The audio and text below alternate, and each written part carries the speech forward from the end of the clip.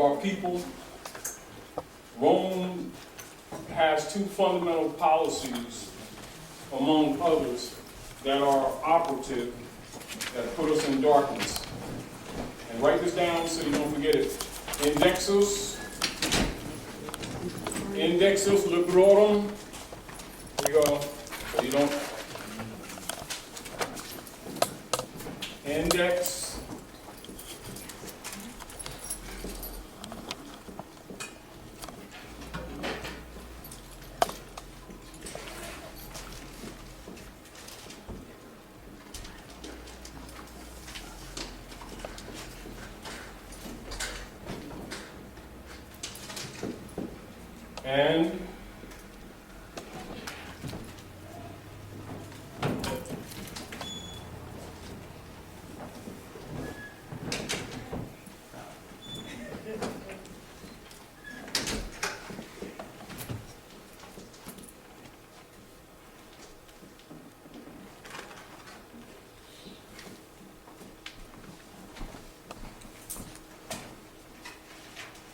And now these is what is known in history by scholars all around the world as the Great Book Burnings.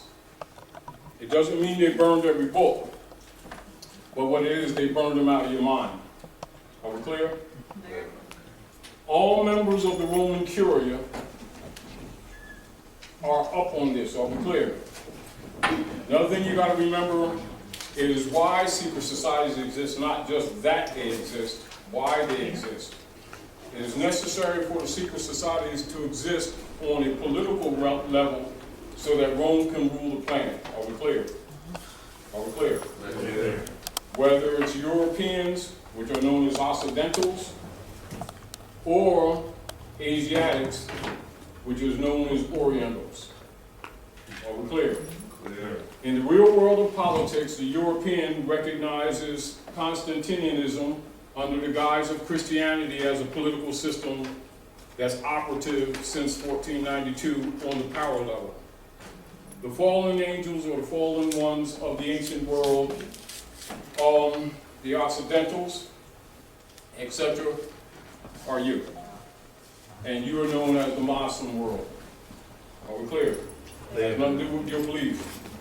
Are we clear? The Europeans operate on that principle whether you do or not. Are we clear? It's not personal. It's for the empire. Not to be aware of some things is dangerous. To get caught in club mentality and not deal with the real politics is also dangerous. To introduce your own biases because you don't want to face reality is also dangerous. Are we clear? Anyway, I want to introduce you all, brothers and sisters, to Brother Diendez. He's a writer. And we ran into each other on 52nd Street. And I'm really proud to introduce you to him. And I want you to get aware of him because he's a writer now. That ain't the only book now. There's other ones in the work. And do us this favor, brother. Yes. Talk with a loud voice and let us know what's up. All right. Islam. Islam. My name is Diendez. I go by Diendez Kanan. Right? That's my author name. That's my committed name. That's my Islamic name. Okay. Monotheism is the beginning. A lot of people don't understand of Islam. They believe in one God, monotheism. Akhenaten is a pharaoh who brought it upon us. Thank you. This book is very, very, very important. Everyone of any ethnic descent should have this in their collection. Collectively, I have put this together through the collective conscious and also the help of Dr. Tarik Bey. I like to call him Professor. It's tidy with the cheap sneaks, that's all. Like I say, it's full of artwork. It's got some rare pictures in here. Never before seen pictures of Nefertiti. Never before seen pictures of Akhenaten. The whole intricate story that begins starting from Thebes, through Nubia, and Amarna. It talks about also the tinnitus experiment. Have anybody ever experienced a buzzing in your ears? And you don't know where it's coming from? You're walking all around the house, nobody knows. Yeah, something to that. All right, and it talks all about it in here. One important one that, like I say, Professor Bey helped me with, is belief systems plays little to no role in scholarship. And to me, that's a really deep piece because a lot of people get caught up in the semantics.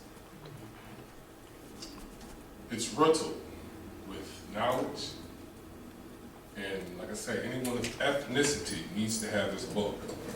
I can stand up here and go on and on about it. It's called Face of the God King by author Dean Disconnect and myself. I can stand up here and go on and on about it, but then I will spoil it for you. Because it's one of those reads that you don't want to hear technically out of the author's mouth. You want to read it. It's like spoiling the movie for you. Okay? So I'm not going to take up a whole lot of time. Maybe I'll come back up and express a little bit more. But thank you for letting me your ear. And please, if you get the chance, pick up this book, Face of the God King. It's very, very important to anyone of ethnicity. Face of the God King. All right. Thank you. Thank you, good brother.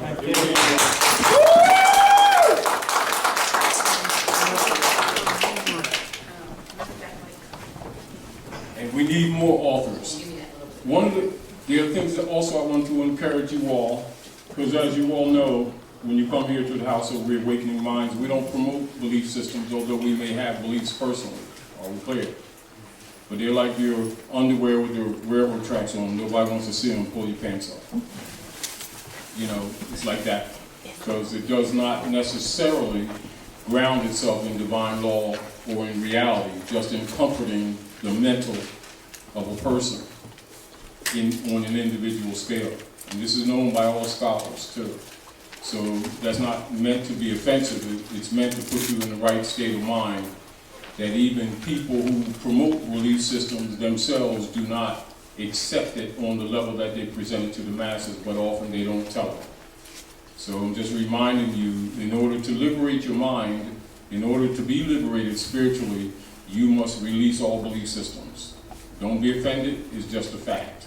You know, it's sort of like if it is not an unknown fact that our people often claim they want the truth. And why doesn't anybody come to our people and tell us the truth? Because we keep catching hell in 5 baskets at a time type thing. And the real deal is because we have a tendency to try to solve divine and natural problems with belief systems that were given to us by Romans and altered by the priesthood for selfish cause and reason. Is this the official? Because I'm ready to go. Whenever you're ready. I'm ready to do the intro. All right. Islam Moors. Islam Moors, and happy holy day. Welcome to House of Reawakening Minds on this March day. And I hope that you enjoyed tonight's presentation with our Grand Sheikh, Taj Tarik Bey. Let's receive him.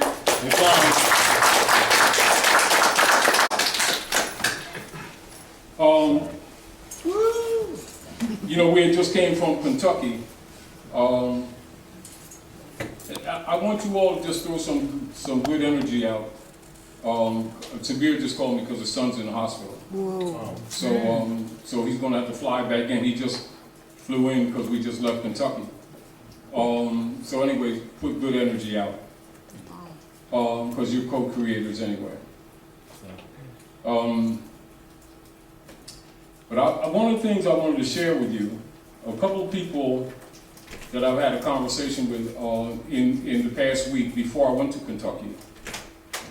And actually a few people from different organizations, and also a couple of scholars that came down to the lecture in Kentucky. and also talking with Dr. Naila and then talking to my son, Dr. Hannibal, I decided to share the little black book with you all. And so at the last minute, I started typing it in. That's why you all saw me working it, because I have the book, but I wanted to, instead of reading it and expecting you to absorb it, I wanted to put some up. It's just a short book. And it's basically Islamic philosophy. And one of the reasons I want to show it to you is also in an antithesis position with one of the conversations I had. Is I recognize some intelligent people are locked into tunnel vision. And, but I also recognize that a lot of our people aren't taught the principles of philology that's actually an Asiatic African culture. And so this was perfect, particularly since Hannibal's been sharing some of the Lemurian and Corbett knowledge with you all, which is adeptus information. I wanted to share this with you because it's a very short treatise, but at the same time, it's a fundamental tool that all scholars use and all priesthood use.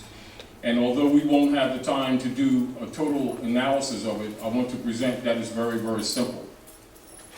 But because our people have been trained generally in belief systems, they have a tendency to take what is called deductive reasoning from a challenging position because they're not often presented with it, all right? So as we go through this, I want you to take primal words out of it and do a little research, all right? But the major issue is very often when we're discussing issues, the social and anthropological social issues that we suffer under European colonial operations with others and with ourselves, we often sometimes have a tendency to get caught up in whatever organizations we may be associated with and then don't get, sometimes losing sight, meaning that getting tunnel vision. And scholars are careful not to do that. And Moors who are conscious of Moorish science are taught and careful not to do that. But you also notice that many of them don't execute that principle. Are we clear? They operate with tunnel vision. And you know, it's where you get the attitude of people in belief systems, dogmatic belief systems, or judgmental of other people.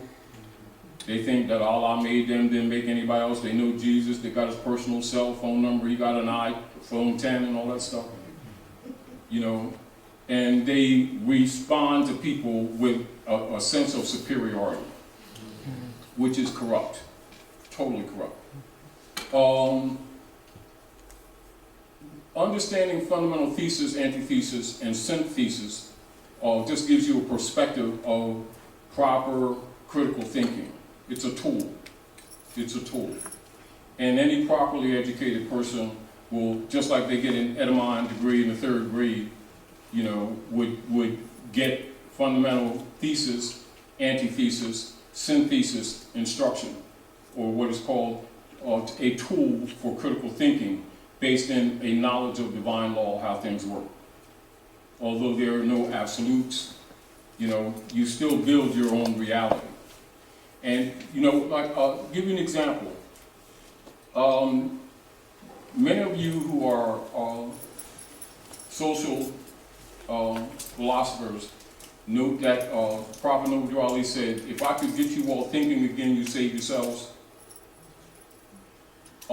The statement, though standard in philology, has to do with the observable knowledge that our people are caught in the dogmatic systems and they do not think objectively.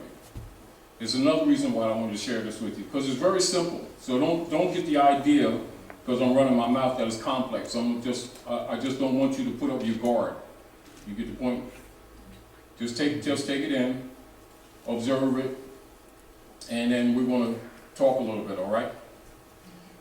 Do me a favor. Take it from the top. And also, this matrix problem is also in the book, and you're going to write this on your little paper, and you're going to connect all 9 dots with 4 lines without lifting the pen. All right, that's an exercise.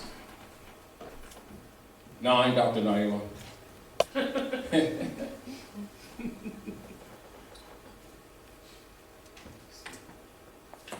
Take it all the way to the top.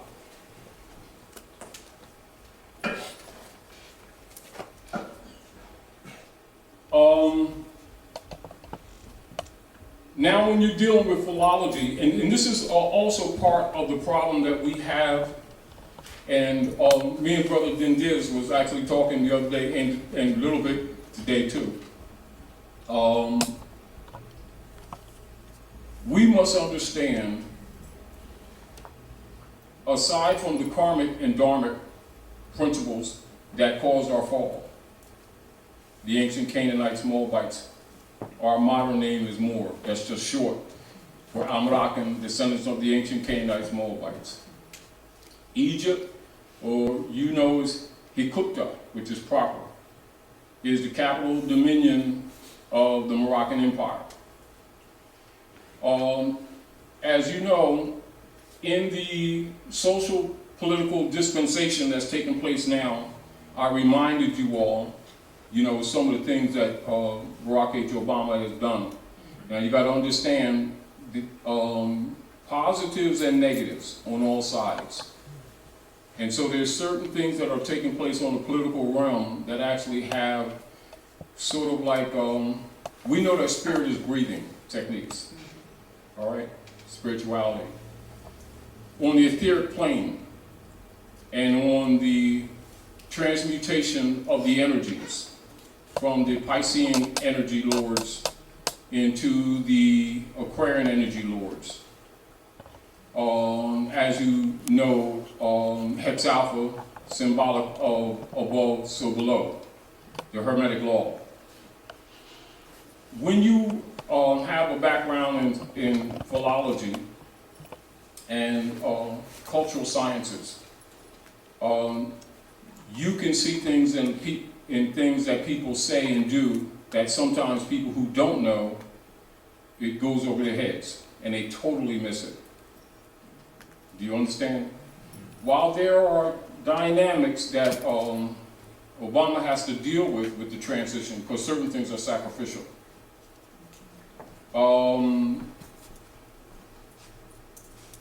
When you understand divine law, you understand when you see certain works of sons of destinies and daughters of destiny.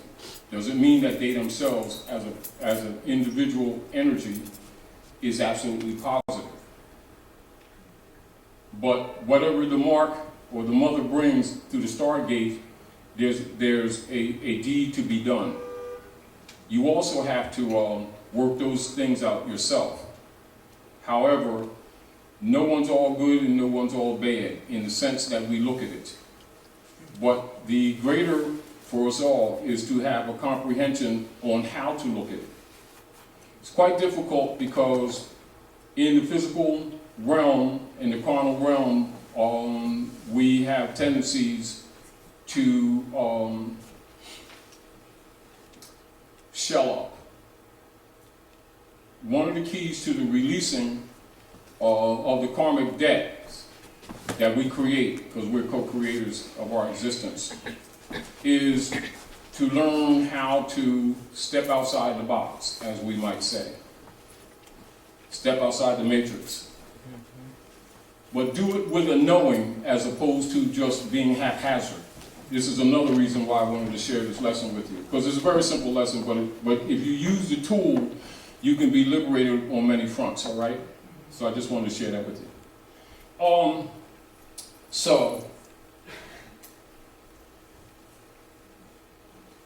In the principle of divine law or divine principle philosophy,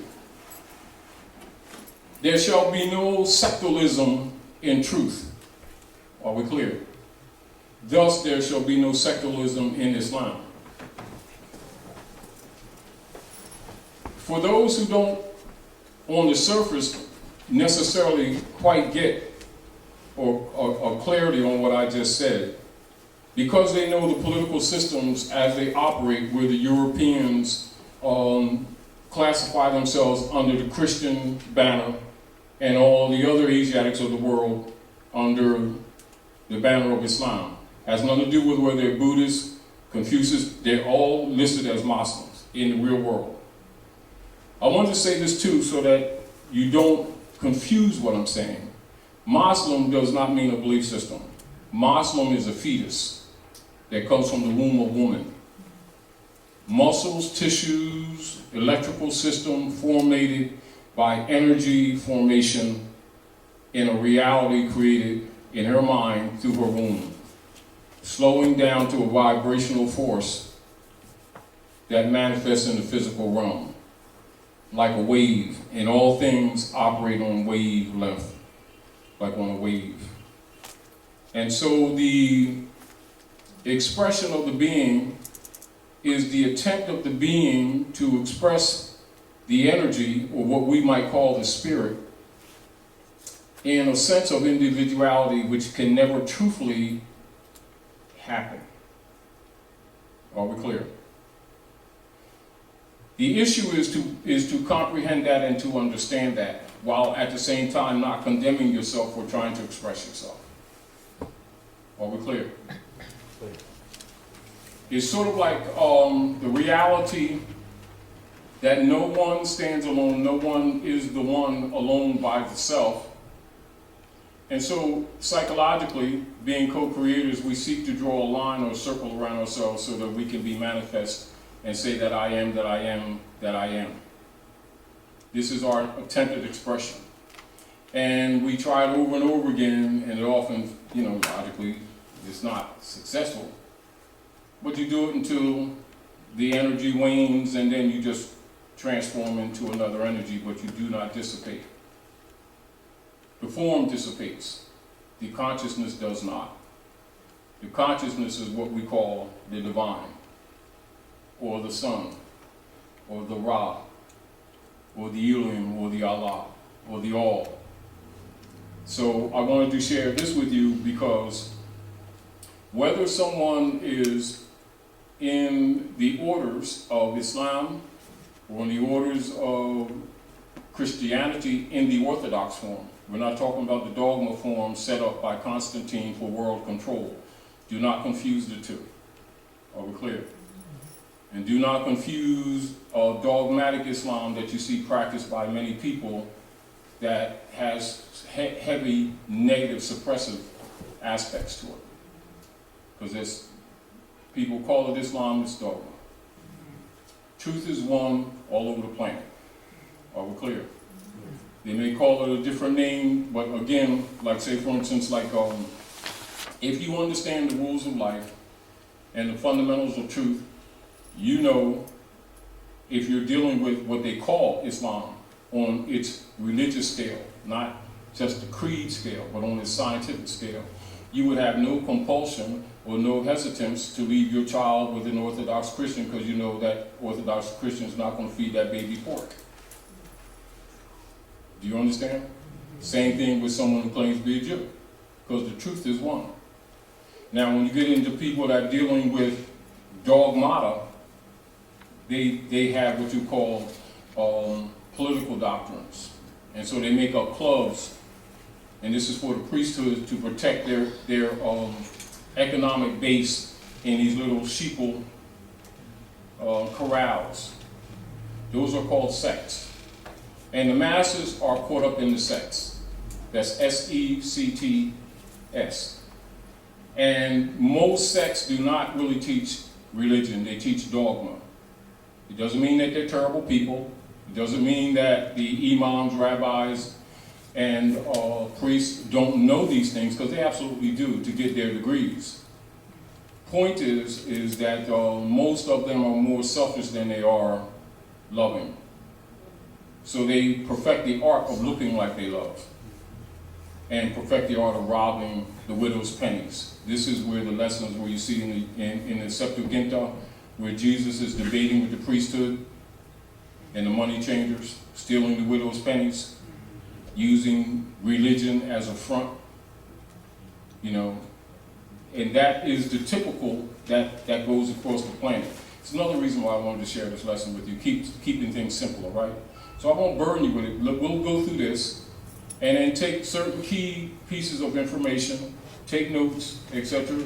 And as you know, because it's basic philology, we won't have time to go through all of this tonight, but in your own time. And what I wanted to do, I wanted to print this out so that I can later share this with you. For those who want it, we can print them off and, you know, you can have a copy just for yourself. But in doing so, what you can do, like say, for instance, you can take this fundamental, which we would call critical thinking tool.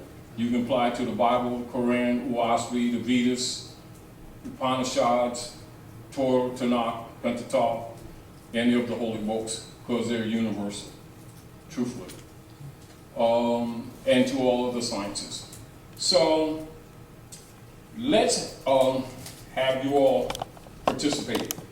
And so someone read until you're tired, and then share it with someone else. Islam. And get in the mic. Go ahead and sing too. No, I'm just kidding. Good. Islam. Islam. Moorish Order of the Round Table. Islam equals I, self, law, and master. Islam equals I, self, law, and master. Okay, let me go back. Islam equals I, self, law, and master. Islam equals I, self, law, am master. Islam equals I, self, law, adapt, master. Know thyself. Thesis plus antithesis equals synthesis.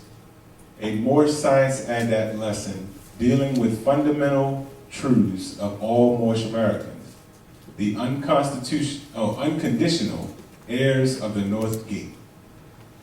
First, we will share with the neophytes, scholars, and adepts alike the definitions of some of the primal words shared within this adaptus treatise. In particular, we will define thesis, antithesis, and synthesis. Thesis, a noun, is a preposition such as proposition such as one advanced by a candidate for an academic degree that is maintained by argument. A thesis is also a dissertation advancing an original point of view as a result of dedicated research, especially as a requirement for an academic degree. It is also a hypothetical proposition, especially one that is put forth for the sake of argument or one to be accepted without proof. The first stage of dialectic. Dialectic is the art of arriving at the truth by disclosing in an opponent's argument and thereby overcoming them. Dialectic is also the process of change whereby an ideational entity, thesis, is transformed into its opposite, which is antithesis, and preserved and fulfilled by it. The combination of the two being resolved in a higher form of truth. And this is known as synthesis. And so we look at synthesis as the combining of separate elements or substances to form a coherent whole. In philosophy, synthesis relates to reasoning from the general to the particular. Therefore, we consider the exercising of logical deduction. And upon the application of logical thinking and critical analysis conjoined with deductive reasoning, one can realize the cognition associated with the combination of thesis and antithesis into synthesis. In this treatise, We will share and analyze these aspects via the reading of Alden Taylor's work called The Little Black Book, Just Another Reality, published in the year 1987.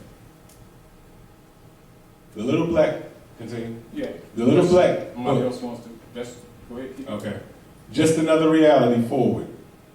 Hundreds of years ago, a Sufi master stated that the value of a book is in what it does, not what it says. Read that again. Hundreds of years ago, Sufi master stated that the value of a book is in what it does, not what it says. Ultimate reality is all that is energy. Consciousness is. Our being conscious of being conscious is not consciousness. Our individual consciousness is in evolution. Consciousness is out of time and space, while being conscious individually creates the illusion of time, space, and separateness. Thought is reality one. In a schema of thought, reality, there exists reality one by some exponential value that becomes consciousness. The inevitable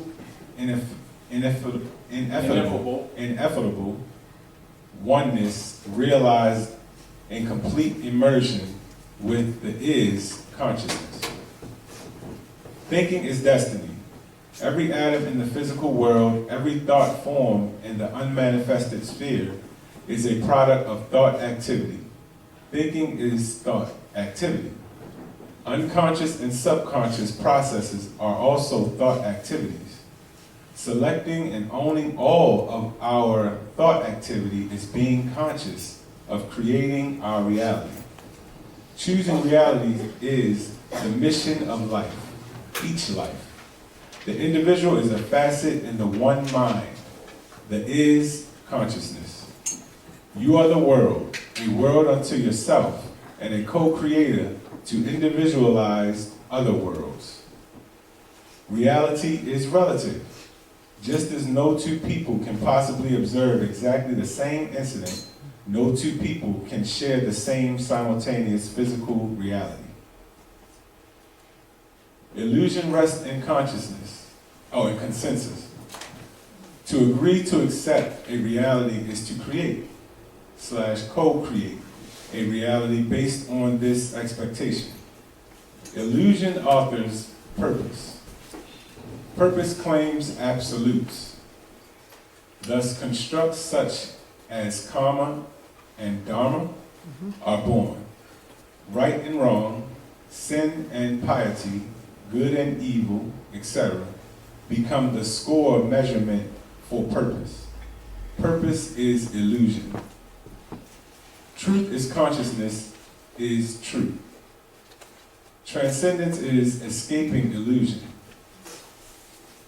Is that guiding? Guiding oneself up to and for others is rising beyond the limitations of self-boundaries. Direction, purpose, is in consciousness. The is consciousness that transcends the being conscious of being conscious. Thought is often confined by trained expectation. Genius is thought outside confinement. Inspiration is thought without processing. In an instant, a flash of knowing occurs, and as a result of thought, there exists a simultaneous realization of the occurrence, usually for purposes of communication. Thinking in the real sense convolutes the models. One gets out of the process of thinking to get into the dimension of thought. A simple example of this out of model can be expressed in the classical 9-dot matrix problem.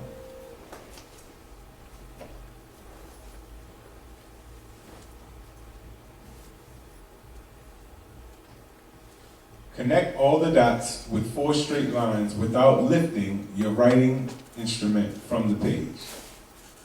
Every single aspect of the physical, including the biological you, is fundamentally a wave form manifested in large according to expectation. The collective expectation is the collective unconscious of Jude, or Joan. Joan. Yeah. The collective unconsciousness is not the is consciousness. Rather, it is an aspect of the thinking patterns and processes of mind individualized. A reservoir of electromagnetic resonance existing at different harmonic levels. There is a synergistic effect to thinking patterns. This is why the form transcends the limitations of the particular. Ultimately, each and all of all is light.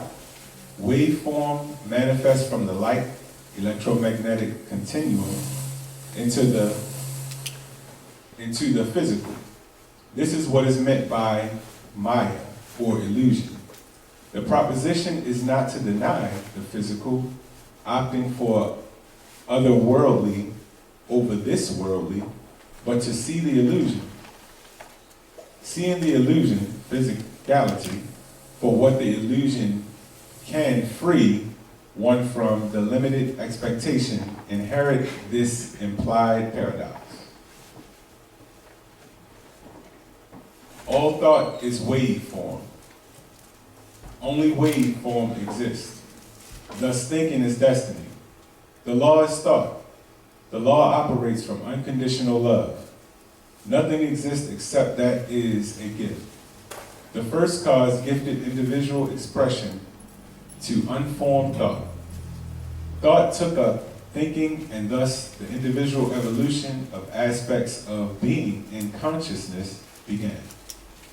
If the individualized manifestation is less than unconditional love, oneness with all, then the particular remains but a shadow of the form thinking exists until it becomes thought in the is consciousness. By convoluting models, paradoxes are found. Thesis, antithesis, synthesis. The middle path, the mid-pillar, the sought-after balance is found. The secret of mastery is moving, thinking, from the take to the give. Expectation move. Unconditional giving is divine. Destiny presupposes future. Future is illusion. Thinking becomes thought when emulating the divine. The evolution of being conscious becomes the is consciousness when the I becomes one. Unconditional love is giving not from the I perspective, but from the this is indeed when the Father and I become one. The only philosophy in life that endures beyond the physical is what is, I call 3 R's. All reality is built upon relationships, even the collective unconscious, or collective expectation that holds the waveform in a continuum of manifestation and thus produces the physical world is a relational interaction. Our reality, therefore, is first, last, and always only relative to our relationships. The philosophy is simple.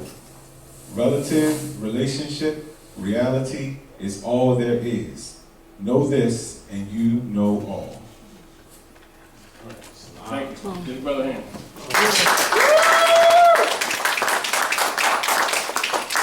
Now that's fundamental philosophy, and anyone that studies true religion gets this lesson too, with others like that. This is why you see, in spite of what people say, you see Europeans, particularly in politics, who are ruling the planet, why they have Korans. Because the philosophy is universal, but politics is separate. In other words, just because they have a different agenda, they don't reject knowledge. That's why they're ruling the world. Are we clear? And this is to encourage you to use the books wisely and with love, and with not an evil intent. And this is why one of the keys to getting outside the box is learning to give instead of always taking. Are we clear? This is an operation of nature. It has nothing to do with what your belief systems are. Are we clear? This is why even though the Europeans do a whole bunch of mean stuff, they always practice philanthropy at the same time. You get the point. But I take some of these major points and do some research on your own time. All right, but I wanted to share that with you. And this is projected out to some people I was talking to the other day. I didn't tell them I was going to do this, but I'm just projecting it out, you know. And also hopefully that we can all benefit from this. Now, I want you to also recognize that a lot of times when, as we're evolving out from under the Roman yoke, you know, Rome in their operations has the benefit of controlling the resources. And so they will always pay what you will call, even though it's a misrepresentation, the Judas factor, as they tell it in the Bible, it's a misrepresentation because there actually was another person with a similar name to Judas Iscariot that is actually Jesus' friend, if you get the point, and he has actually got a bad rap, if you get the point. But the point of it is, among us all are persons who will sell out cause for the club or for payoff. And in military operations, this is called schism. Write that down, SCHISM.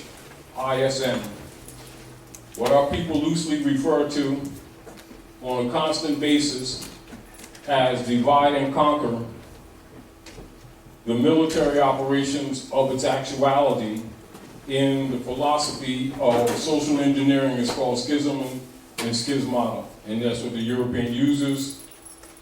And that's how they refer to the divide and conquer techniques used in engineering and applied to people of the land, distinguished from the corporate operatives or the U.S. citizens who are protected by subdivisional agencies, etc., that our people loosely refer to as white supremacy doctrines. Are we clear? This is so that they're not poisoned by the mistreatment the way that you are. Now, the deal of it is, I wanted to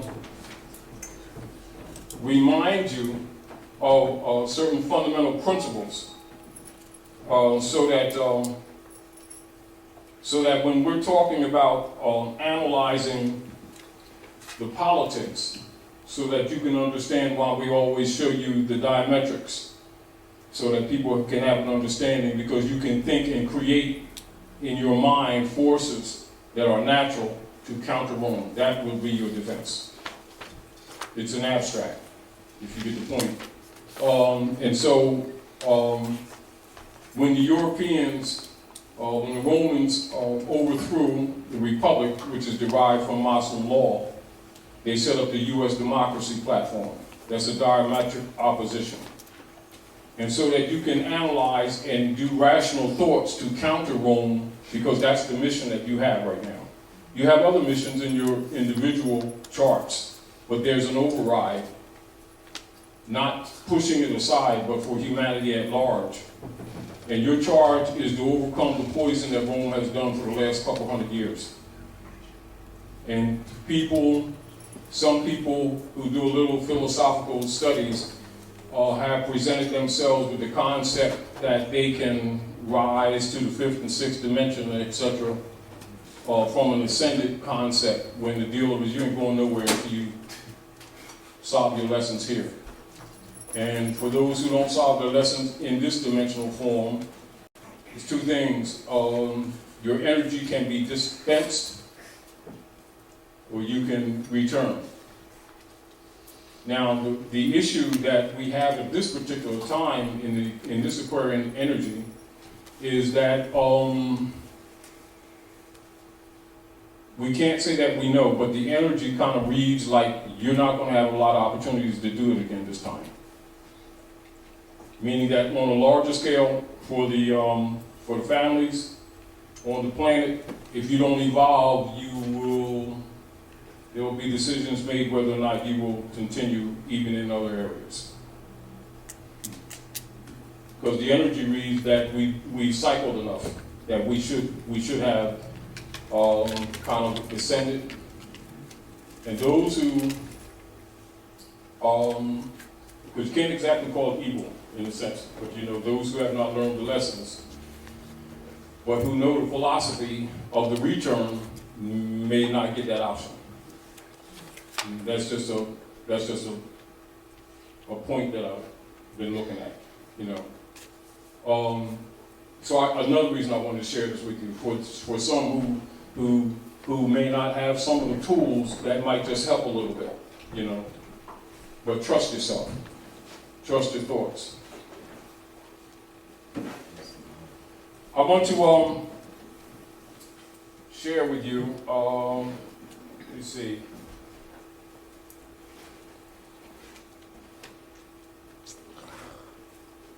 Myself and Gendiz, we were talking a little earlier, and I want to share with him also Rex 84, King Alfred.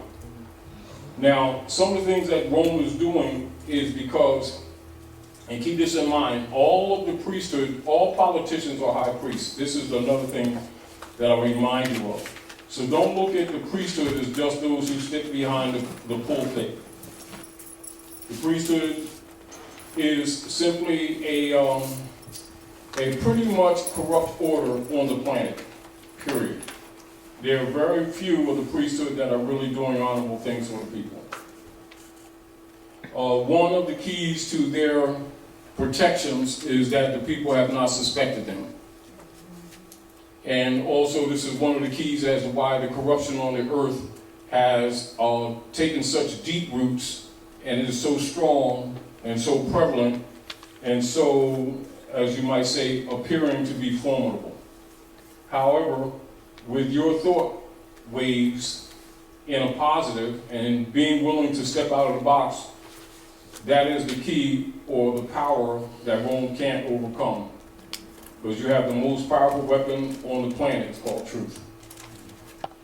And Noble Drawley reminded you all of that. So that's another reason why I wanted to share this lesson with you, to encourage you to be confident in some of the keys that he left us and not get caught up in the personality, but listen to the words, because he gave us a lot of keys. I want to share this, and then we look at the dialectic, and we look at the thesis and the antithesis, and then we come with the synthesis. This is why it's important for you to know history and law, because you must make a balance. This is even when you look at the Peru principle of the scales of justice. You see the scales of justice? The Peru, that balance is what you seek.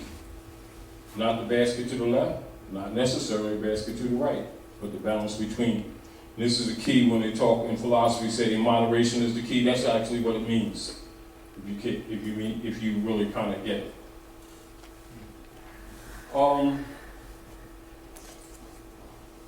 I want to share, hold on, let me see.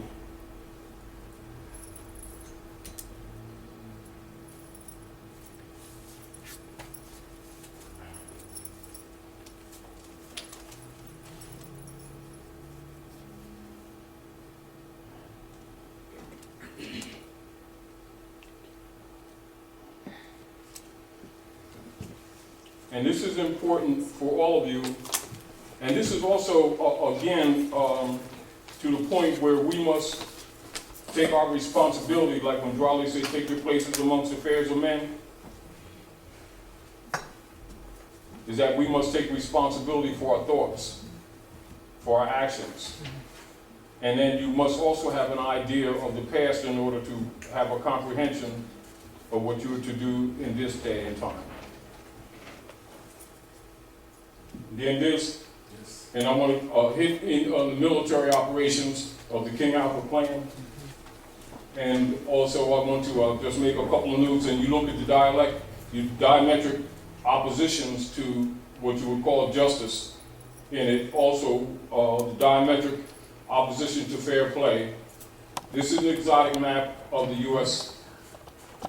Now, we're not going to go into that, but this will give you all of the actual cities that are on the center of the continent. And the reason why they focus on Turtle Island in the military operations, because this is the heartland of the Moroccan Empire, which they conquered. And it's important for people that run government and people in military to understand the true logistics distinguished from the masses. And so this is why this is essentially top secret, although it was grafted off of one of the computers that they sold in Arizona when they sold those old plane parts and stuff. But they were supposed to be wiped. And it was the European that got this off, you know, they disappeared them. We know that they locked them up, but, you know, they disappeared them. And much of it was redacted, and much of it was repaired over the years. But again, it'll give anyone some insight into the actual political operations, and logically, where it is not in our interest to, let me see.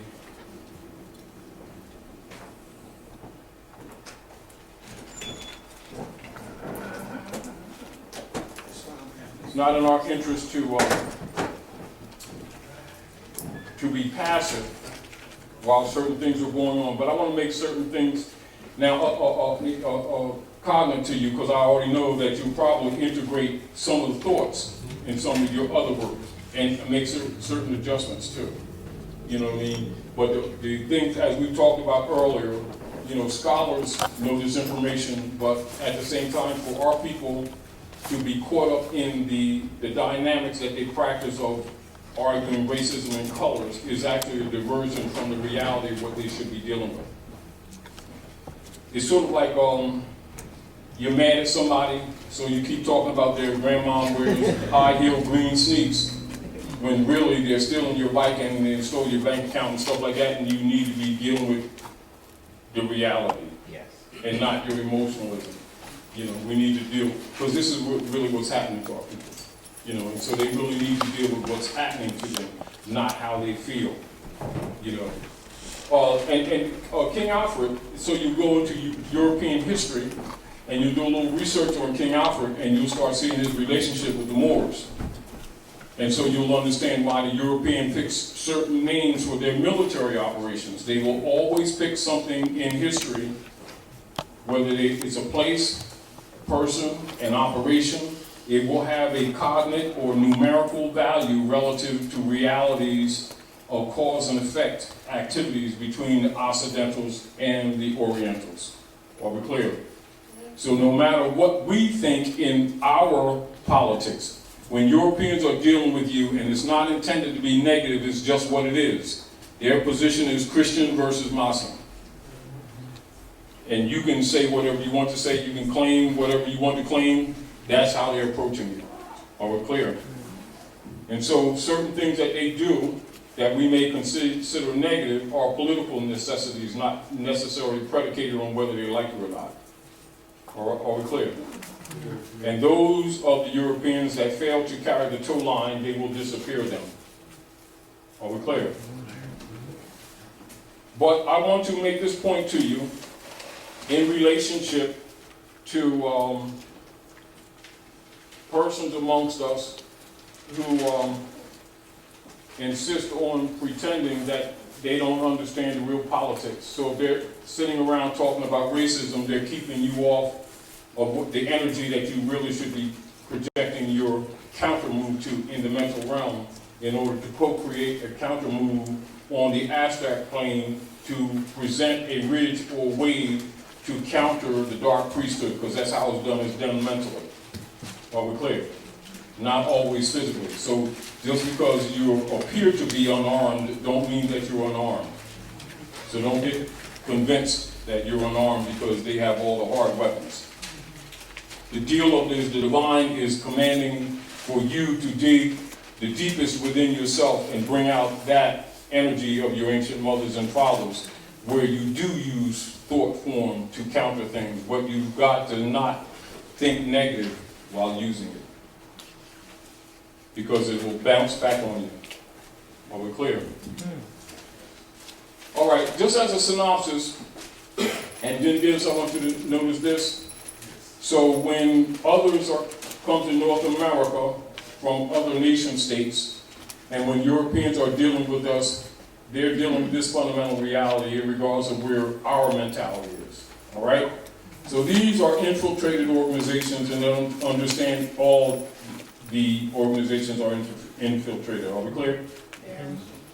So, but I want you to pay attention to the politics so that you do not get in the illusion that because Europeans don't talk this openly, that they're not thinking this, or that they don't operate from this perspective.